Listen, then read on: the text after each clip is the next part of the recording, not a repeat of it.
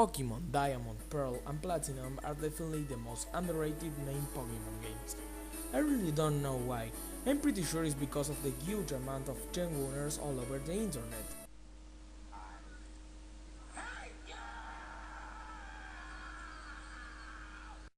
For me, this game had new and amazing gameplay mechanics that were perfectly used in the DS and introduced tons of new and awesome Pokémon, even if most of them are evolutions or pre-evolutions of previous Pokémon. I just don't care!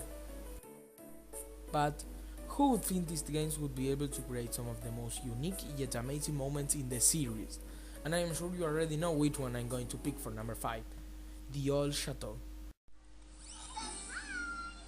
We all know the deal with the Old Chateau. It's an abandoned house left in the Eternal Forest. So you enter and find one of the most eerie places you'll ever see. Everything feels so strange in this house. You can always feel somebody watching you, but you don't know what it is. And then you enter the bedroom or the living room and you find this.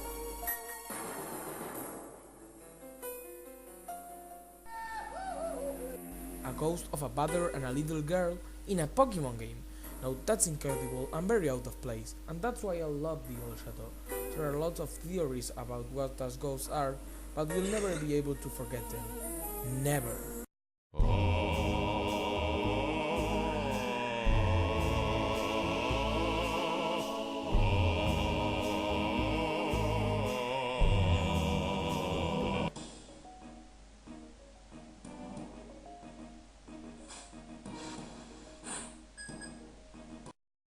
I'm sure you think that was going to be the only scary entry on the list.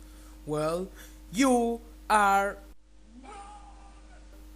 Well, after visiting the 4th Pokemon generation, let's return to our roots in Pokemon Red and Blue.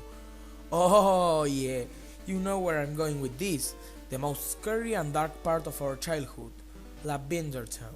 But it's not exactly the town what I want for number 4, it's something more specific.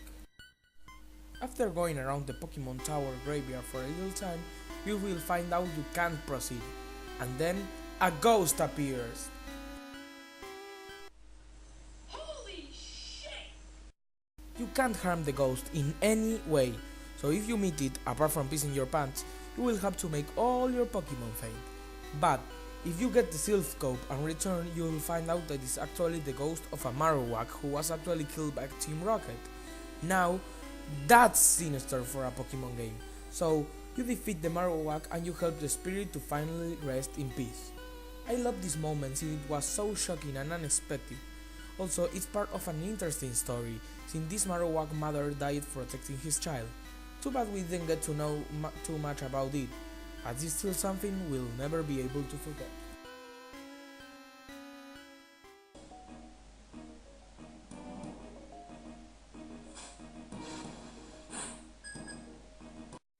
If there's a video game character I really hate, it's Gary Oak, or Blue, or Dambat, or however you wanna name it.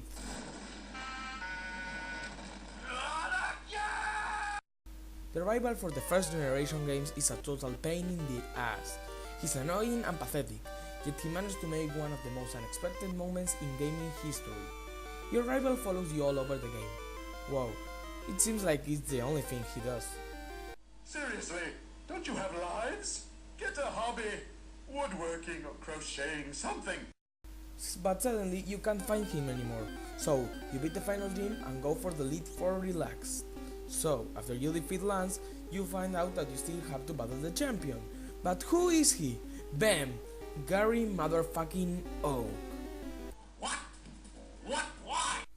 The discovery that your annoying rival had become the champion is something I bet nobody expected. I mean, yeah, it's something every Pokemon player knows by now, but when you were young, this was shocking. His team is composed of a good variety of Pokemon, including the starters that had an advantage over yours to very powerful monsters like Gyarados or Arcanine, making this both a memorable moment and memorable fight. I love this moment because it's truly the final showdown, the final battle that will show your rival that you are better, and when you finally beat him, you feel amazing. Your mother!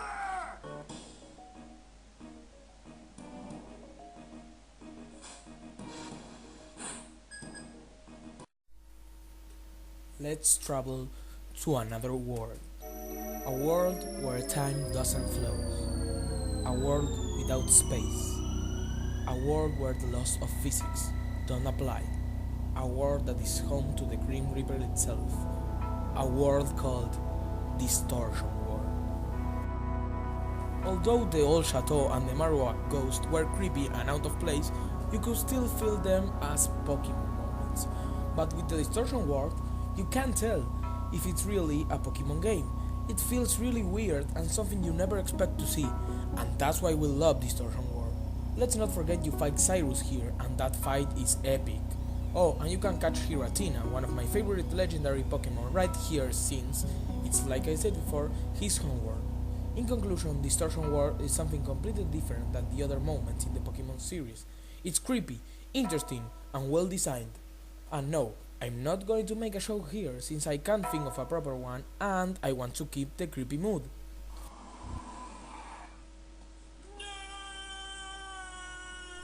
Ah, fuck it! But what could be better than Distortion World? Well, let's do the ultra generic recap. Number 10, Shining Team Rocket. Number 9, Froth and Drizzle. Number 8, Back in Kanto. Number 7, Elisa helping Bianca. Number 6, The Battle Against Your Father. Number 5, The Old Chateau. Number 4, The Marowak Ghost. Number 3, My Rebel is the Champion. And number 2, The Distortion World.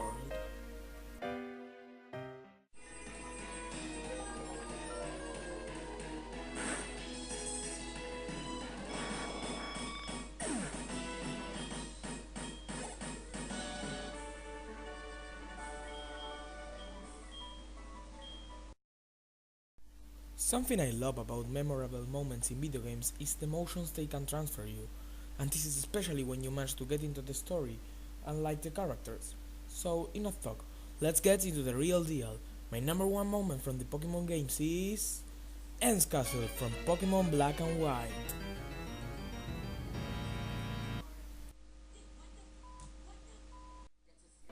Okay, before I explain you why is this number one, let's get into the story.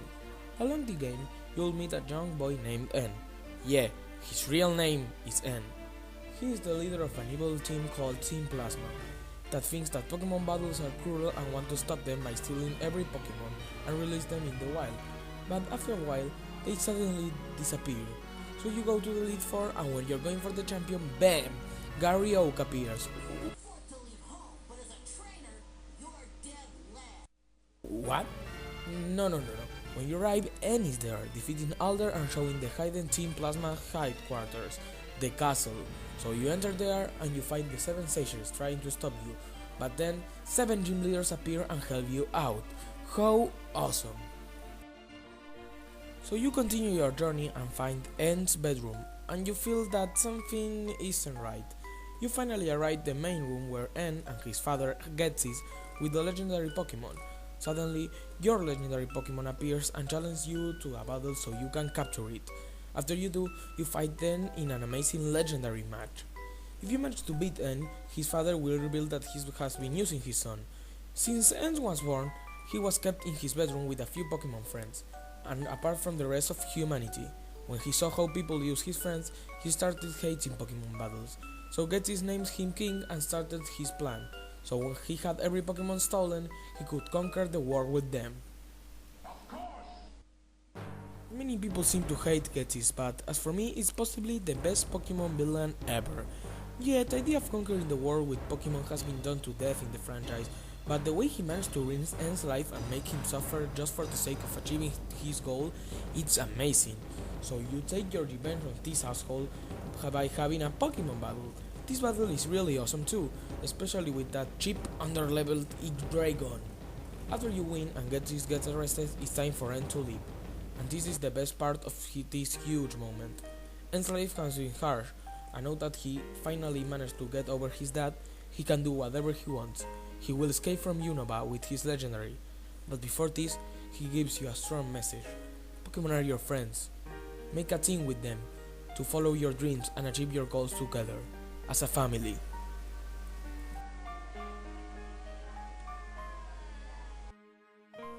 The scene of End's castle is the whole package for me. It's full of mystery before and after the reveal of Getty's plans. It's dark and full of anger when he does. It's really epic, especially when the gym leaders help you out on where your fight ends with your legendary Pokémon. But, most important of all, it's touching and full of emotion. Seeing your rival as a dark being that has finally managed to stop his suffering and now managed to escape from his torment. Yeah, I got sentimental right there, but all these elements made me fall in love with this moment, and I will never be able to forget it. And I really can't wait to see how he returns in Pokémon Black and White too. I'm Obsidious fans, and Ed's Castle is my favorite moment in the Pokémon games, for the moment of course.